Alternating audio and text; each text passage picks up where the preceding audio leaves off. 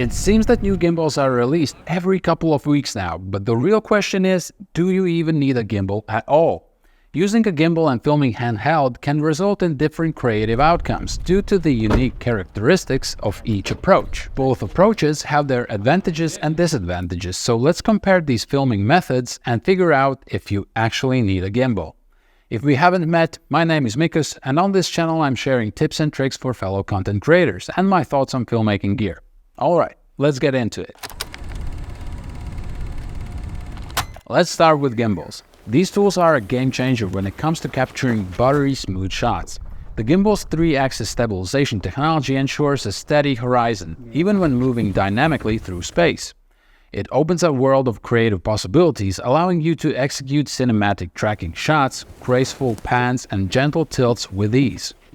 But don't underestimate the power of handheld filming. The slight shakes and tilts add a layer of authenticity, making the audience feel like they're part of the action. Handheld filming is perfect for capturing spontaneous movements and raw emotions, bringing a sense of intimacy that can't be replaced with a gimbal. When it comes to using a gimbal, as like with any gear, you will need to learn new skills, how to walk, move to get to the results you want. So using a gimbal effectively requires practice. Tālu milti! Bet kļūdas ir jāmāk atzīt. Un mācīties no tām. Alright, here we go. Also, you need to learn how to balance the camera, adjust settings, and master the different modes and controls.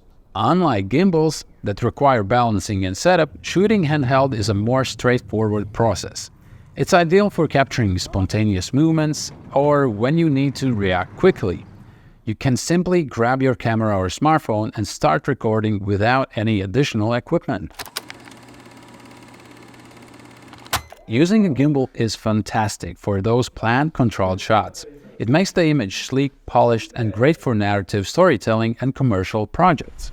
It's my go-to for those type of projects when the main focus must be on the environment or product. For example, when doing a house tour video, you would want the focus of the viewer to be on the interior or exterior, and unstable footage could be distracting. Same thing when making product videos, where the main focus must be on the product features. On the other hand, handheld filming gives me the flexibility to move freely, adapt quickly to changing environments, and capture moments as they unfold naturally. The camera's slight shakes, tilts, and sways can give a more dynamic and spontaneous feel to the footage.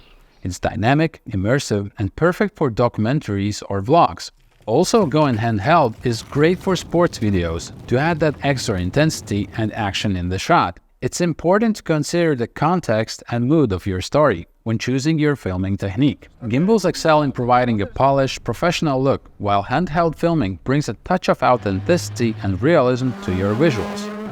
By the way, what is your favorite filming style? Share it in the comments. As you can see, there are both pros and cons to filming with a gimbal or handheld. The best option for you will depend on your specific needs and preferences.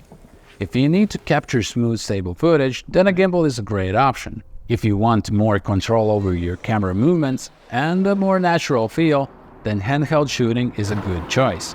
Sometimes it may be even better to use a combination of both techniques, but that depends on the situation.